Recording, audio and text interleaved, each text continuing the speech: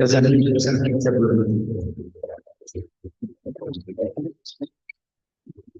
la grâce et la paix sont condamnées de la part de Dieu qui nous rassemble et de Jésus qui nous aime et nous conduit. Père, qui nous accorde ton Saint-Esprit, par lui tu illumines nos cœurs, que ce culte soit signe et témoignage de ton amour et du salut que tu nous donnes. Amen. Et c'est Yomna qui va nous conduire dans quelques paroles de louange.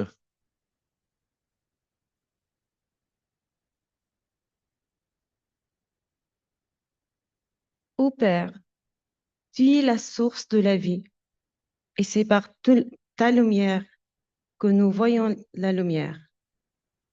Tu es fidèle, et ta bonté dure toujours pour ceux qui te craignent.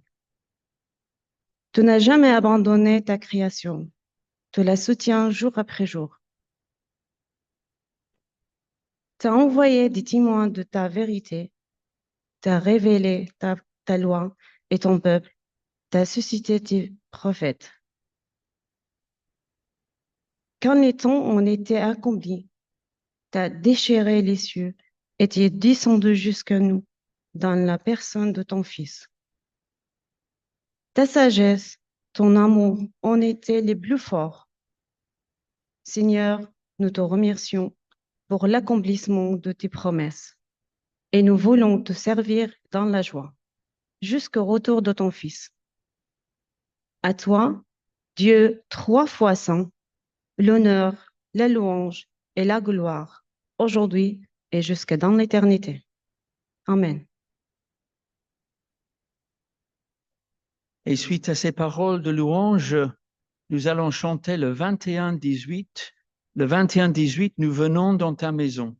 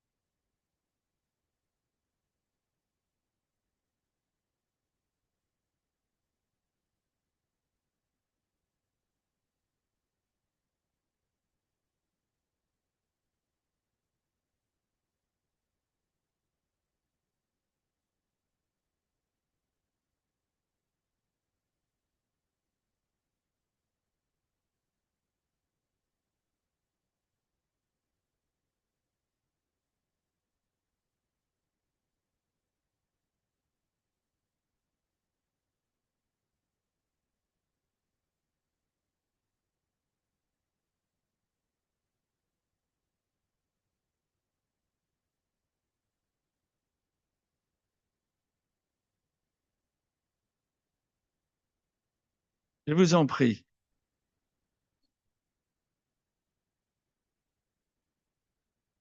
Bienvenue donc à toutes et à tous en ce culte du Conseil presbytéral. À travers celui-ci, nous allons penser au ministère, au service, au sens de ce que cela peut vouloir dire, avoir un service pour Dieu, comme on dit, à travers nos textes bibliques du jour.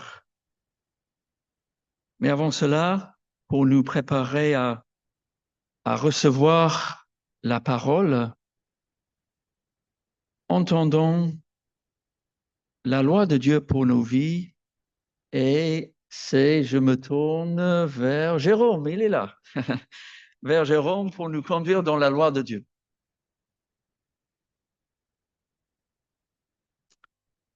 Ne cessez pas de vous aimer les uns les autres. Rappelez-vous que vous devez bien accueillir ceux qui viennent chez vous. Souvenez-vous de ceux qui sont en prison, comme si vous étiez en prison avec eux. Souvenez-vous de ceux qui sont maltraités, comme si vous étiez maltraités de la même manière qu'eux. Que le mariage soit respecté par tous. Ne vous laissez pas dominer dans votre conduite par l'amour de l'argent. Contentez-vous de ce que vous avez, car Dieu a dit, « Je ne te laisserai jamais, je ne t'abandonnerai jamais. »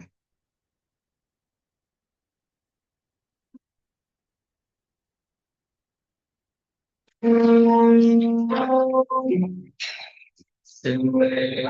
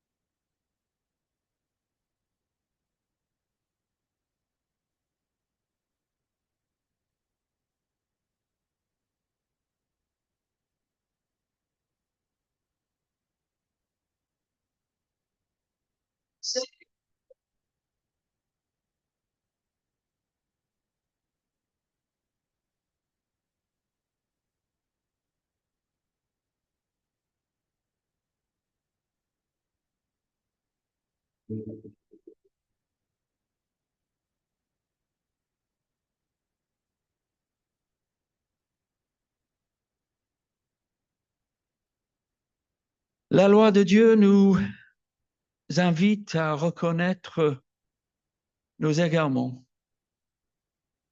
nos trépas, notre péché, comme le dit la Bible.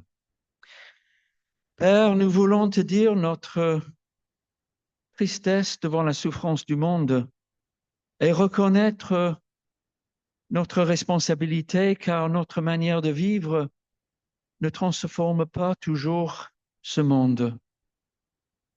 Pardonne-nous d'agir parfois comme des égoïstes et de ne pas toujours aimer notre prochain comme nous devrions le faire. Pardonne-nous de t'aimer si mal, souvent aussi, d'attendre tes services au lieu d'être à ton service. Pardonne-nous d'oublier que notre vrai bonheur et de t'aimer et te servir. Mais nous voici devant toi ce matin. Nous savons que tu es un Père aimant. Alors accorde-nous ton pardon. Renouvelle en nous la force de ton esprit. Qu'il soit notre paix, notre joie. Nous te le demandons au nom de Jésus-Christ. Amen.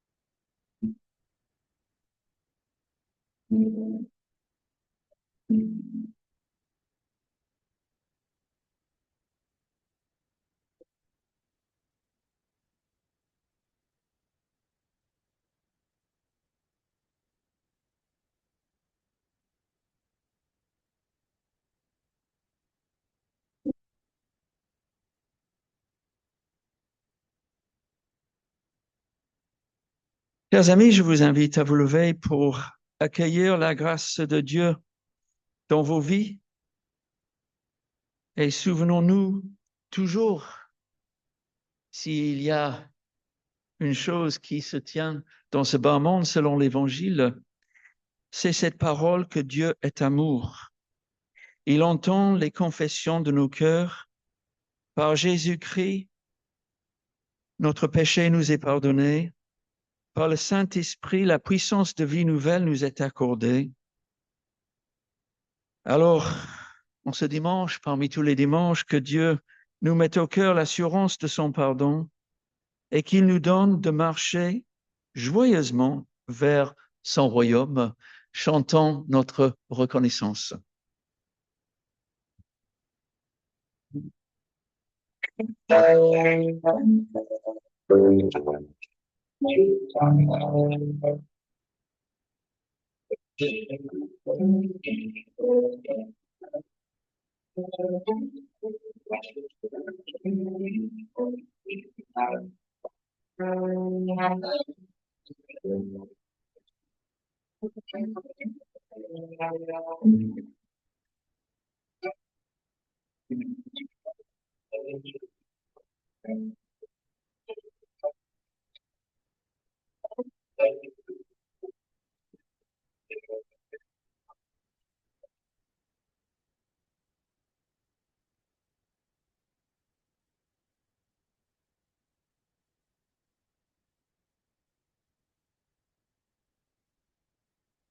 Je vous en prie.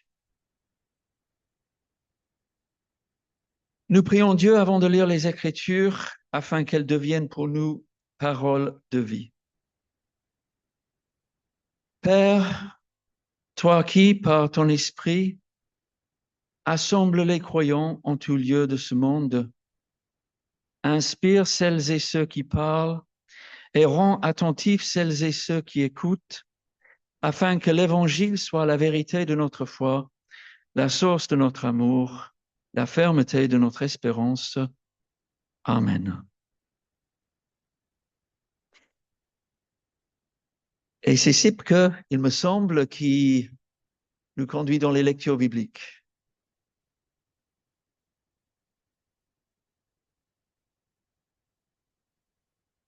La première lecture se trouve en Exode 32, le verset 7 à 14, page 83 dans vos Bibles. Exode 32, versets 7 à 14. Le Seigneur dit à Moïse, « Va, descends, car ton peuple, celui que tu as fait monter d'Égypte, s'est perverti. Ils se sont bien vite écartés de la voie que je leur avais prescrite. Ils se sont fait un taurillon de métal fondu. Ils se sont prosternés devant lui. Ils lui ont offert des sacrifices. Et ils ont dit, « Voici tes dieux, Israël, ceux qui t'ont fait monter d'Égypte. Le Seigneur dit à Moïse, je vois que ce peuple est un peuple rétif. Maintenant, laisse-moi faire.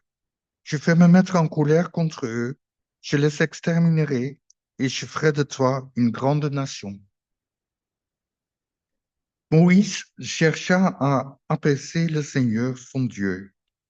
Il dit, Seigneur, pourquoi te mettre en colère contre ton peuple, alors que tu l'as fait sortir d'Égypte par une grande puissance, par une main forte? Pourquoi les Égyptiens, dira-t-il, c'est pour leur malheur qu'il les a fait sortir. C'est pour les tuer dans les montagnes et pour les exterminer, pour les faire disparaître de la terre. Reviens de ta colère ardente, renonce au mal que tu voulais faire à ton peuple. Souviens-toi d'Abraham, d'Isaac et d'Israël, tes serviteurs, auxquels tu as dit, en faisant un serment par toi-même, je multiplierai votre descendance comme les étoiles du ciel. Je donnerai à votre descendance tout ce pays dont j'ai parlé, et ce sera son patrimoine pour toujours. Alors, le Seigneur renonça au mal qu'il avait parlé de faire à son peuple. Et la deuxième et dernière lecture se trouve dans l'Évangile de Luc, chapitre 15, versets 3 à 7. Et dans vos Bibles, c'est la page 1020. Donc, Luc 15, les versets 3 à 7. Mais il leur dit cette parabole. Quel homme d'entre vous, s'il a 100 moutons et qu'il en perde un, ne laisse les 99 autres dans le désert pour aller après celui qui est perdu, jusqu'à ce qu'il le retrouve? Lorsqu'il l'a retrouvé, il le met sur ses épaules, tout joyeux. Et, de retour chez lui, il appelle ses amis et ses voisins pour leur dire, réjouissez-vous avec moi, car j'ai retrouvé mon mouton qui était perdu. De même, je vous le dis, il y aurait plus de joie dans le ciel pour un seul pécheur qui change radicalement que pour 99 justes qui n'ont pas besoin d'un changement radical.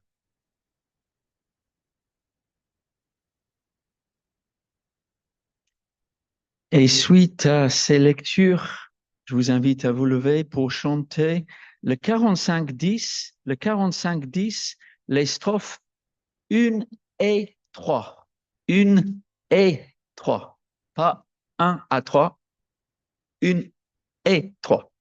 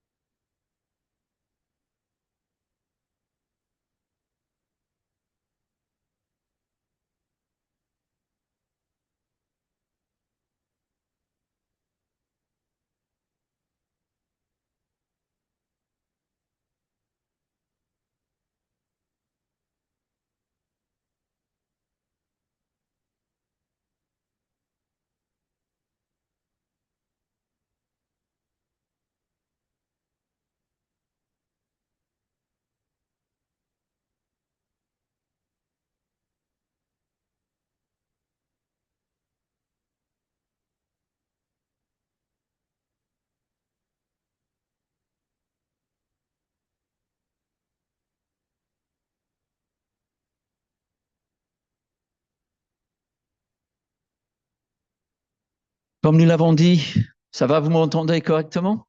Non, pas trop? Donc, on va attendre que les réglages se font. Ah, là, ça va mieux. Voilà, là, vous m'entendez bien. Toujours mieux d'entendre la prédication quand on vient au culte. Voilà. Comme nous l'avons dit au début donc de ce culte, j'aimerais réfléchir avec vous ce matin à la notion de service pour Dieu. Service pour Dieu.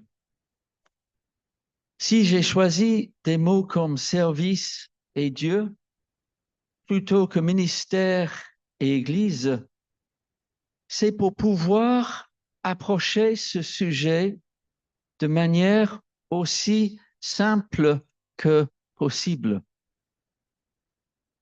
Parfois, le mot ministère a une connotation honorifique, loin de ce que cherchent les membres d'une église locale qui acceptent de rendre service à cette dernière. Et nous le savons bien, avec les uns et les autres qui ont des vies bien actives, c'est vraiment un service. De même et pour la même raison, le mot Église peut être ambivalent. C'est peut-être pourquoi les protestants ont souvent fui cette appellation. Dans l'histoire, Église peut vouloir dire beaucoup de choses pour le meilleur et pour le pire. Bien sûr, le mot Dieu peut l'être aussi, service pour Dieu, comme le montre d'ailleurs notre premier passage du jour. Toutefois, avec l'Évangile à la main, qui montre un Dieu à la fois juste et en même temps tendre, comme le Père de la parabole du Fils prodigue, suite de notre deuxième récit, dans la suite des paraboles qui vont dans le sens de retrouver ce qui est perdu. Avec l'Évangile à la main, nous pouvons utiliser ce mot en toute confiance, me semble-t-il, le mot Dieu. Alors, regardons notre premier passage biblique. Que dit-il concernant le service pour Dieu? Service qui est derrière le ministère en Église. Premièrement, on peut parler d'un service dans la prière. Et j'aurai deux points ce matin. Ainsi, ce premier récit montre Moïse qui intercède auprès de Dieu, comme Abraham dans le livre biblique précédent, le livre de la Genèse, Abraham devant les villes de destruction, qui a moins comment dire, qui influence moins son Seigneur que le fait Moïse dans ce passage. Et dans ce passage, donc, il s'agit d'un Dieu qui est las du péché de son peuple et qui souhaite du moins en surface. C'est là où on peut parler d'ambivalence, de se débarrasser de celui-ci. Je dis en surface car ce genre de posture relève parfois d'une rhétorique scripturaire comme celui du Christ devant la femme cananéenne, où une certaine dureté permet à l'intercesseur d'agir d'une certaine manière. Ainsi, la dureté de Dieu, du moins en surface, permet la prière de compassion de Moïse, comme la dureté du Christ permet la foi persévérante de la femme cananéenne. Et je suis sûr que c'est quelque chose que nous avons tous expérimenté dans nos vies. Parfois, nous avons des sentiments un peu durs les uns envers les autres, les uns pour les autres. Mais quand on entend quelqu'un qui a vraiment un sentiment très, très dur, alors là, on dit non, quand même. Et c'est là où ressort de nos cœurs une certaine empathie, une certaine compassion, un certain sentiment pour l'autre. Et il se peut que dans ce passage, c'est ce que Dieu attend de Moïse, parce que n'est-ce pas Dieu qui a entendu la souffrance de son peuple et qui les a sortis d'Égypte? N'est-ce pas Dieu qui a appelé Moïse d'une buisson ardente pour justement que Moïse découvre ou bien qu'il exprime cette compassion qui est au fond de son cœur et qui s'est mal exprimée auparavant lorsqu'il a voulu être solidaire de son peuple, mais qu'il a tué un Égyptien en laitant, avec cette histoire bien connue qui se passe en Égypte avec qu'on a vu en film, en bande dessinée, en dessin animé, qu'on étudie régulièrement avec nos catéchumènes. De cette façon, il se peut que dans ce passage de l'Exode, Dieu encourage Moïse à la prière. Et c'est un premier rôle qu'on peut avoir dans un service pour Dieu, le service de la prière. Et cela peut sembler contradictoire avec la notion de service, encore plus avec la notion de ministère, où dans les deux cas, on attend souvent de l'action. De l'action et rien que de l'action. Comme lorsqu'un nouveau gouvernement est nommé. Ici d'ailleurs, je me permets une petite réflexion, si les gouvernements passaient plus de temps dans la prière, ou du moins dans la réflexion, on ne peut pas tout demander, du moins dans la réflexion, cela ne serait pas si mal à mon sens. Avant de proposer toujours de l'action, peut-être un peu de temps dans la réflexion en amont serait bien. Mais bon, ça c'est une vision un peu caricaturale de la chose peut-être. Mais pour revenir à la prière, celle-ci n'est pas contraire à l'action, comme on l'imagine parfois. Souvent on oppose les deux.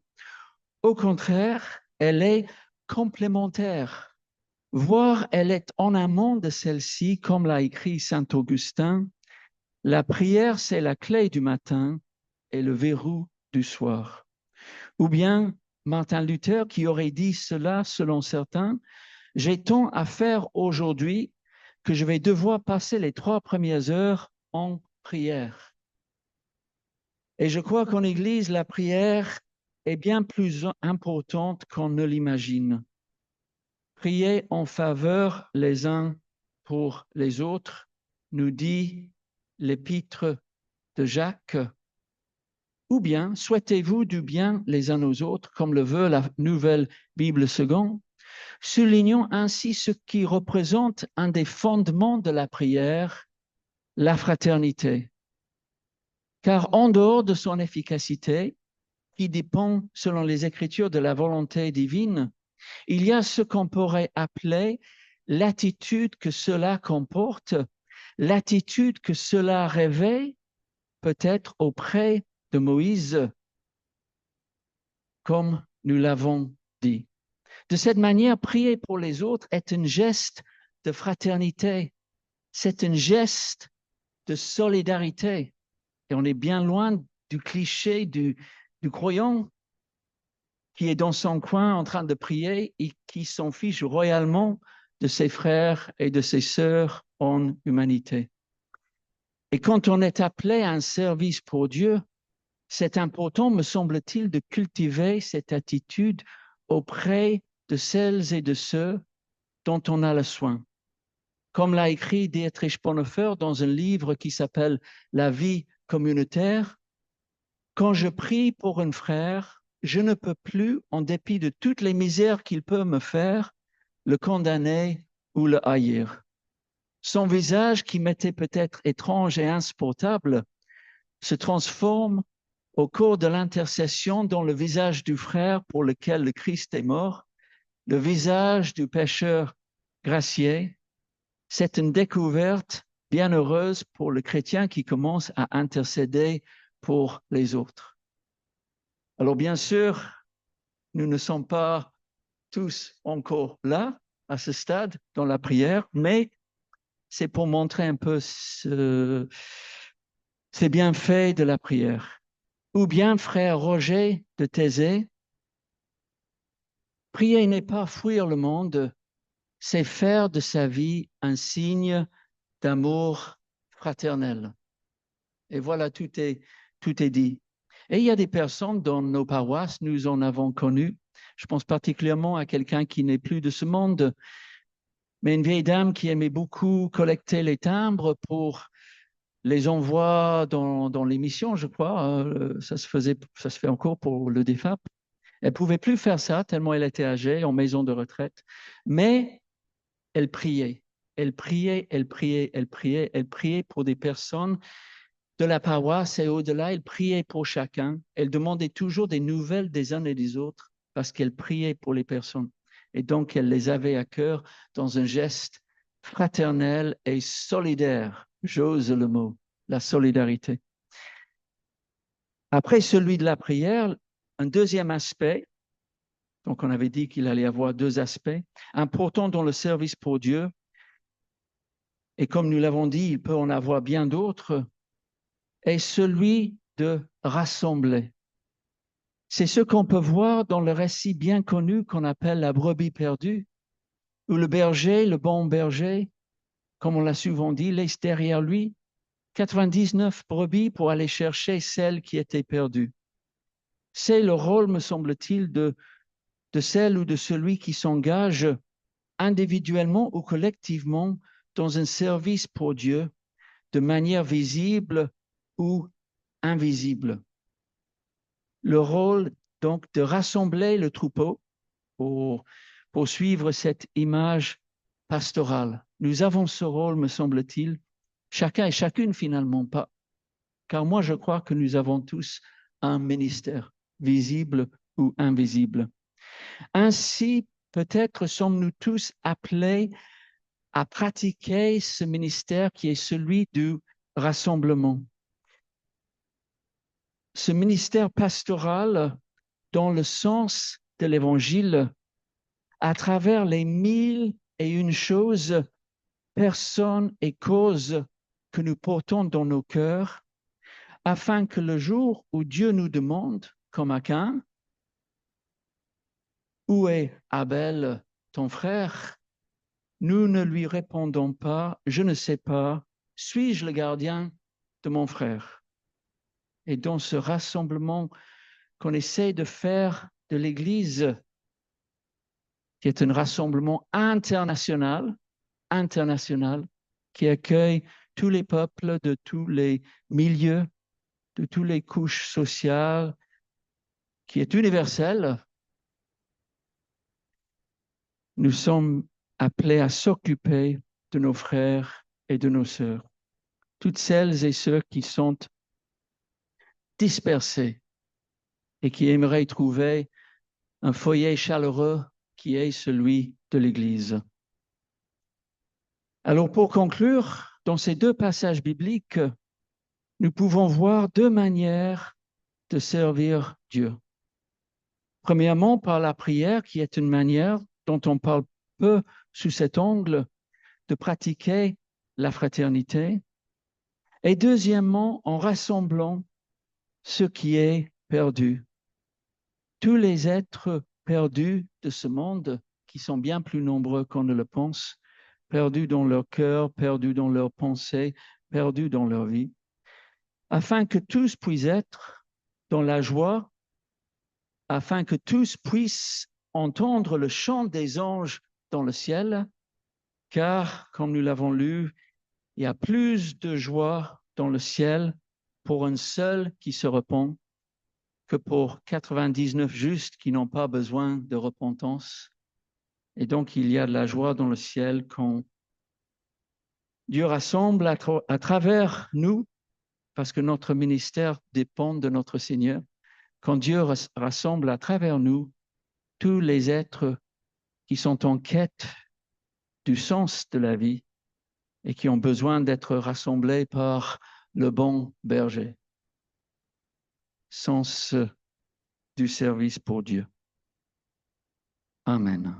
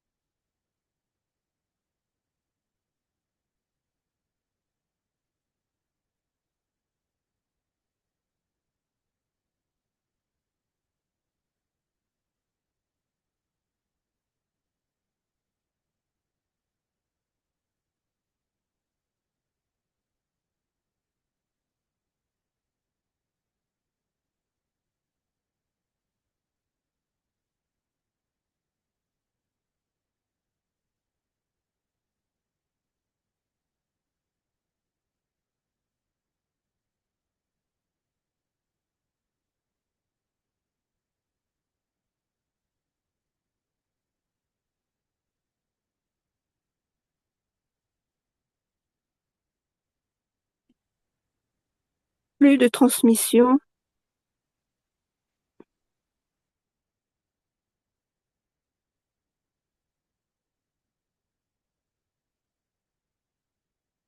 C'est Nicolas qui va nous aider à confesser notre foi ce matin avec une adaptation libre en français courant du symbole de Nicée-Constantinople.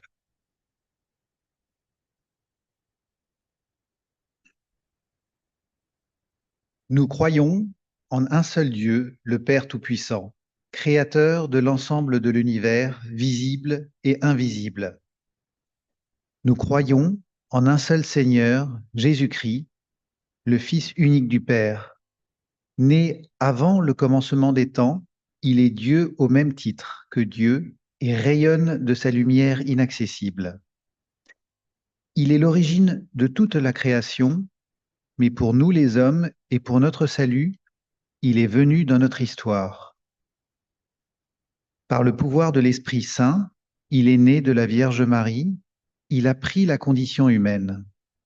Il a été crucifié pour nous à l'époque du gouverneur romain Ponce Pilate. Il a souffert jusqu'à la mort. Il a été mis au tombeau. Le troisième jour, conformément aux prophéties bibliques, il est ressuscité. Il est allé rejoindre le Père et a reçu l'autorité suprême.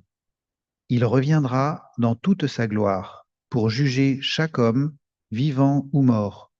Son règne n'aura pas de fin. Nous croyons en l'Esprit Saint, Dieu souverain qui donne la vie et a inspiré les prophètes. Il tient son origine éternelle du Père et du Fils. Avec eux, il est digne d'être adoré et glorifié. Nous croyons à l'Église, une telle que Dieu l'édifie, peuple mis à part, fondé sur les apôtres et universel. Nous reconnaissons un seul baptême accompli en Christ, mort et ressuscité pour le pardon des péchés. Nous attendons la résurrection des morts et la vie du monde à venir. Amen.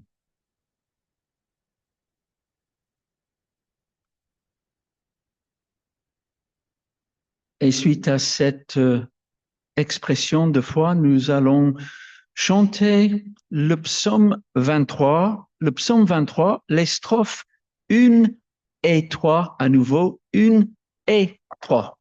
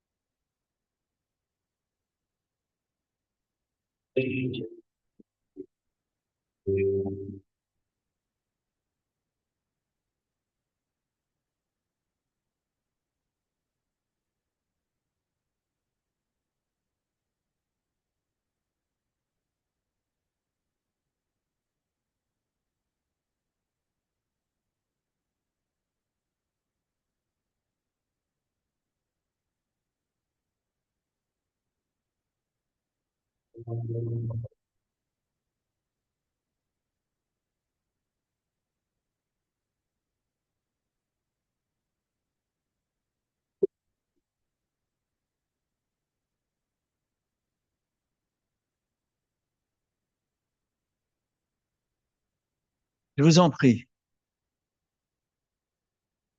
Et en ce culte qui a pour thème le conseil presbytéral, c'est Claire-Anne Vitou qui va présider la scène avec moi ce matin.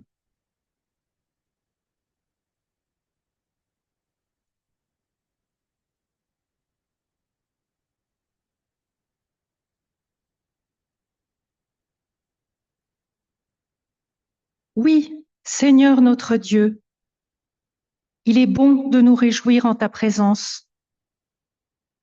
Pour le don de Jésus-Christ, ton Fils unique et bien-aimé. Il est venu nous apporter l'espérance dans laquelle l'Esprit nous invite à demeurer. Par sa mort, il a vaincu la mort.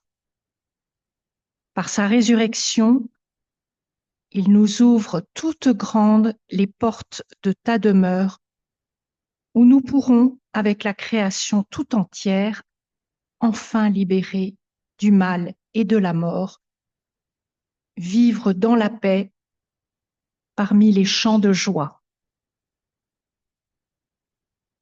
C'est pourquoi, avec les anges, avec les croyants de tous les temps et dans tous les lieux, nous t'acclamons en proclamant « Saint, Saint, Saint est le Seigneur ».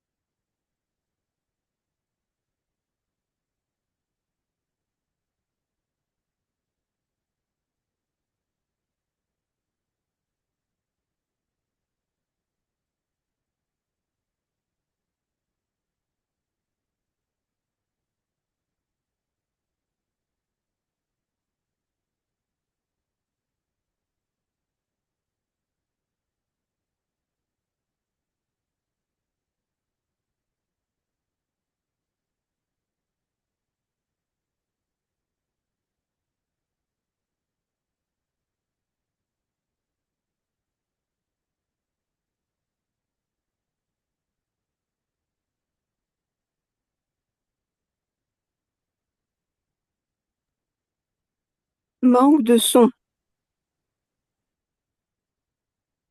Jésus se mit à table et les apôtres avec lui. Il prit du pain et après avoir remercié Dieu, il le rompit et le leur donna en disant, « Ceci est mon corps qui est donné pour vous.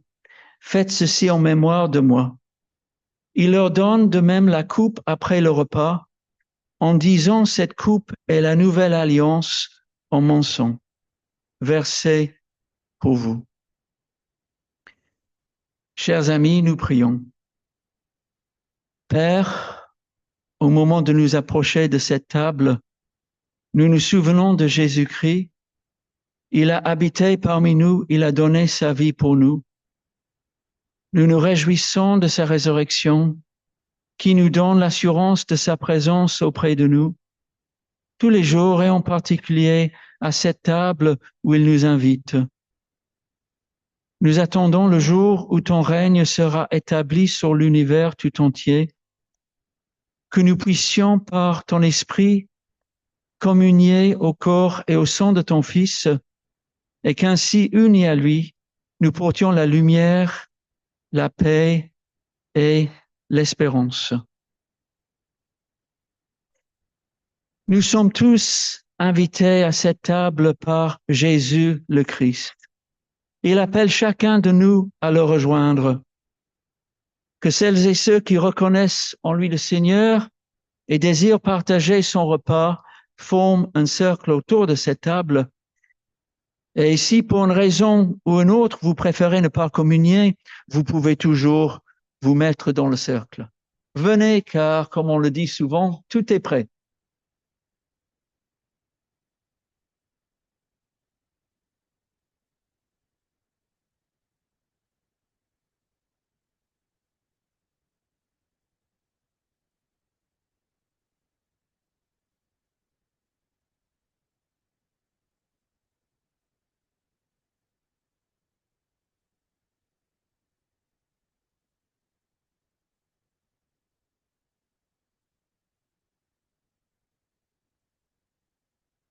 Nous sommes tous frères, tous sœurs. Nous sommes tous, dans le sens de l'Évangile, des pasteurs, des bergers, les uns pour les autres. C'est pourquoi le pain que nous partageons est communion au corps du Seigneur Jésus-Christ. La coupe de bénédiction pour laquelle nous rendons grâce est communion au sang du Seigneur Jésus-Christ. Chers amis, dans la joie de notre Seigneur, dans la joie du sacerdoce universel, où nous sommes tous devant notre Seigneur comme des frères et comme des sœurs, prenons la scène, prenons le pain et le vin avec un cœur léger, avec un cœur joyeux.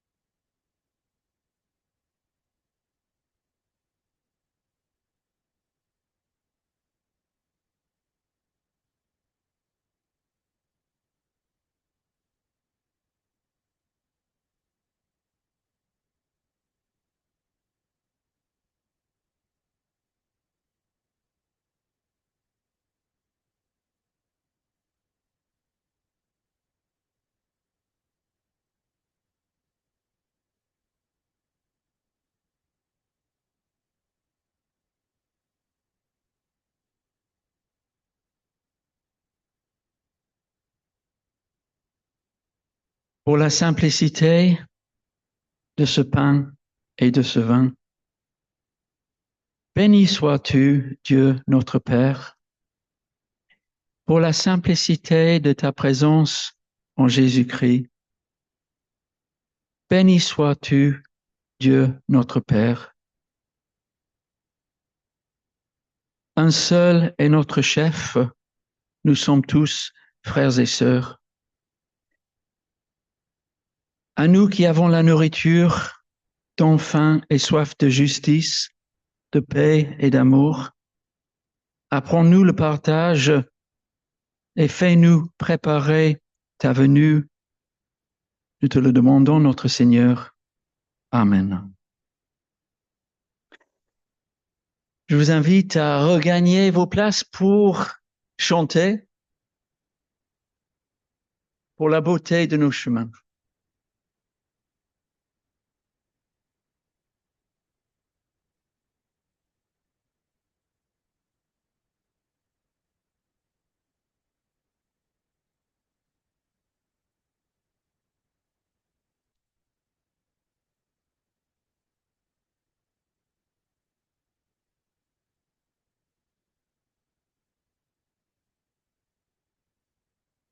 Pour la beauté de nos chemins, pour aujourd'hui et pour demain, Et pour ce pain que nous mangeons, pour nos amis, nous te louons.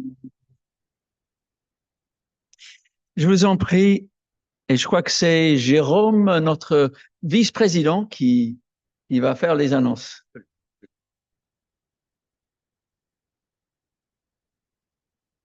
Alors, il y a beaucoup de choses en ce mois de septembre qui est dense. La première, c'est que je voudrais associer à ce culte Carole, notre présidente, Damienne, Catherine et Béatrice, qui n'ont pas pu être là physiquement, mais qui sont évidemment là avec nous et qui ont participé à la préparation de ce culte.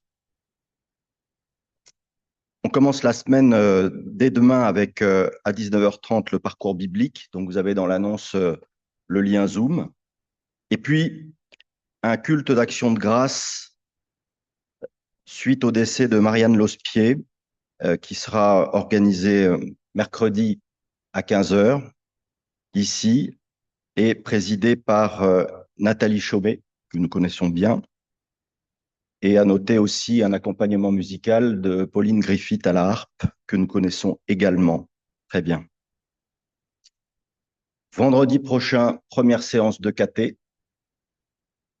Je ne vois pas Elena, mais elle ne doit pas être loin. Donc, c'est à 18h30. Donc, on a une nouvelle équipe. On sera accompagné de Maëlys Chaumet aussi dans l'encadrement. Et on a, en comptant nos deux catéchumènes qui sont en Côte d'Ivoire, 11 ou 12 catéchumènes cette année. Donc, on a une belle équipe. Ça va être très intéressant. Samedi 20 et dimanche 21, comme vous le savez, les journées du patrimoine. Donc nous nous occuperons de l'accueil des visiteurs entre 15h et 18h le samedi et le dimanche. Donc, vous êtes tout à fait les bienvenus si vous voulez nous aider à accueillir les gens. Et on a cette chance de pouvoir le faire dans ce temple et avec très souvent des questions qui ne sont pas liées à la décoration, à la voûte peinte par je ne sais quel peintre italien, mais on est plus sur le fond. Donc, c'est assez intéressant de pouvoir échanger pour une fois sur le fond avec des visiteurs. Donc, ça vaut le coup de venir. On a des petits fascicules qu'on a commandés qui introduisent le protestantisme d'une façon très claire et très simple, et donc on peut également partager. Donc, c'est un moment où on est tourné vers l'extérieur, pas concentré sur la communauté, et c'est un moment en fait assez privilégié, il faut en profiter. Et le dimanche 21, à l'issue de ces journées du patrimoine, à 18h, un concert de la chamade autour de Camille Saint-Saëns, qui a un passé protestant très affirmé. Donc, c'est aussi intéressant de pouvoir avoir cette musique ce jour-là, ici même. Mercredi 24, vous voyez que le mois de septembre continue et est très fort. On a la conférence du pasteur Samuel Amedro, Identité protestante entre conviction et dialogue.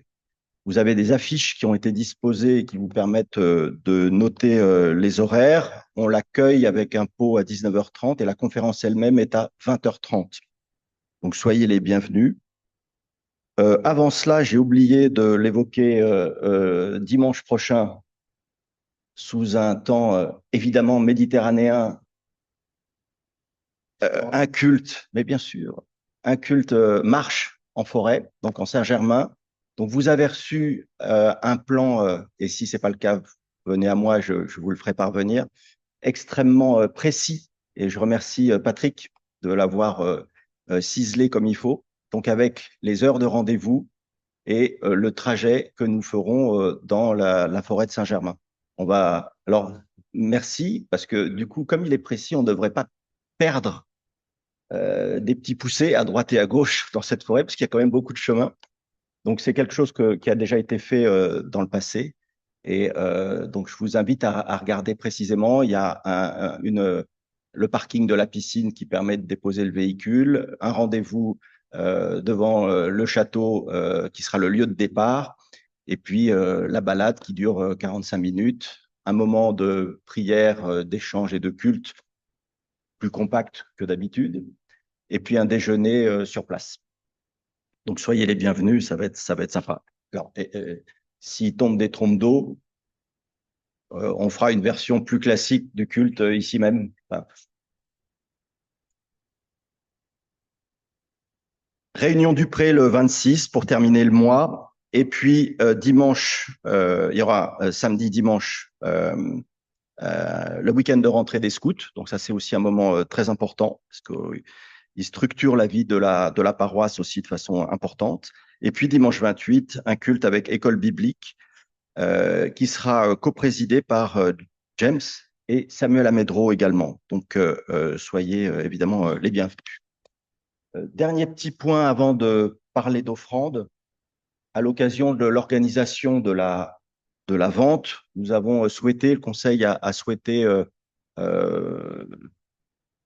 intégrer dans son fonctionnement ce qu'on appelle un terminal de paiement électronique de façon à faciliter les échanges, parce que le constat étant que de moins en moins de gens ont de la monnaie de manière permanente sur eux, ce système permet de faire des échanges de monnaie assez simples. Et si aujourd'hui même, lors de l'offrande que nous allons opérer de manière tout à fait classique, quelqu'un lève la main en disant moi je voudrais utiliser ma carte bleue parce que ça m'est plus pratique aujourd'hui, vous me faites un petit signe discret, on va tenter de faire marcher l'engin.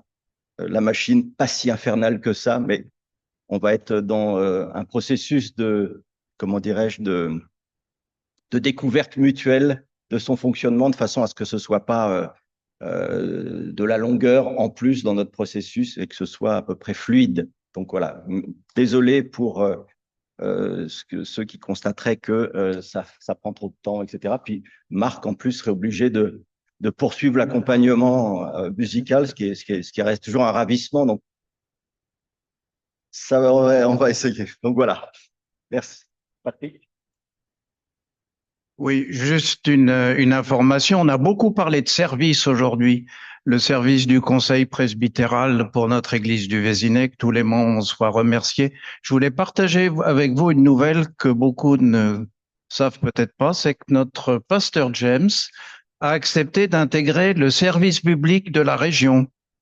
Le service public est un des 5 ou 6 services régionaux qui sont au service des 60 églises de notre Église protestante unie en région parisienne. Et merci à toi, James, d'avoir accepté d'intégrer ce service. Merci, Patrick. Ça tombe bien parce que ça permet de faire le lien, en parlant de service et de Bible et tout ça, par rapport à nos études bibliques, nos partages bibliques. Vous êtes vraiment le bienvenu. Si parfois, quand vous sortez du culte, vous vous dites, il y a vraiment de quoi creuser dans ces passages bibliques, et une prédication, c'est un moment un peu à part, un peu différent. Mais si vous voulez vraiment approfondir ces textes, n'hésitez pas à vous joindre à nous pour l'étude biblique. Donc, nous continuons dans le livre de Genèse et demain soir, donc, à 19h30, nous continuons l'histoire de Caïn et d'Abel. Et nous en avons parlé dans la prédication tout à l'heure. Donc, vous êtes vraiment le bienvenu. Si vous pouvez pas vous déplacer en présentiel, vous pouvez vous joindre à nous par Zoom, comme on dit.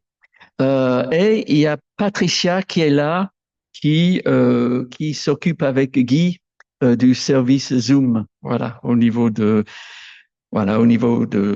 ses études et qui co-anime le groupe avec moi. Donc surtout, n'hésitez pas. Je profite aussi de ce temps un peu de rentrée, dans la suite du culte de rentrée, de remercier vraiment toutes celles et ceux qui ont un service dans l'Église, visible et invisible, de remercier notre organiste, de remercier ceux qui s'occupent du sono semaine après semaine, et aussi toutes celles et ceux qui sont là pour participer à ces moments qui sont si joyeux et si profonds finalement.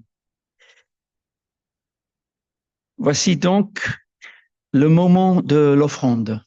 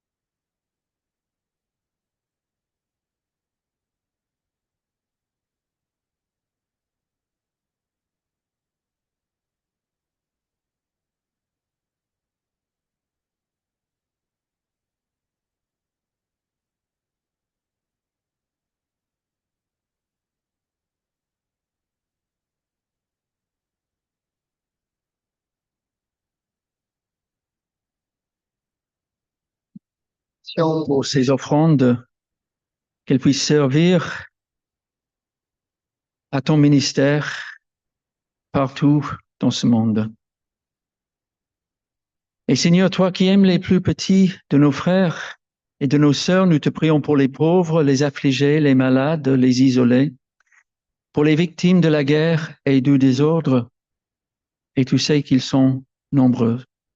Nous te prions pour tous ceux qui nous sont chers et tous ceux que tu confies à notre prière. Nous te les nommons dans le secret de nos cœurs. Nous te prions pour notre pays et pour toutes les nations, pour les responsables des peuples afin qu'ils recherchent la paix et la justice. Et nous pensons en particulier aux lieux où sévit la guerre. Seigneur, nous te demandons de veiller sur ton Église, de fortifier sa foi, son espérance et son amour, de l'aider à rester fidèle à ta parole, malgré les difficultés de la vie. Veuille te servir de nous, Seigneur. Nous voici pour faire ta volonté.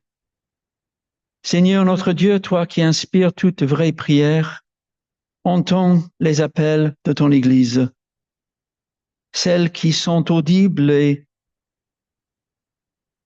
ceux qui sont audibles et ceux qui sont cachés dans les cœurs. Fais que nous recevions dans la foi ce que nous demandons, si c'est selon ta volonté. Grâce au Seigneur Jésus-Christ qui nous a amenés jusqu'à toi.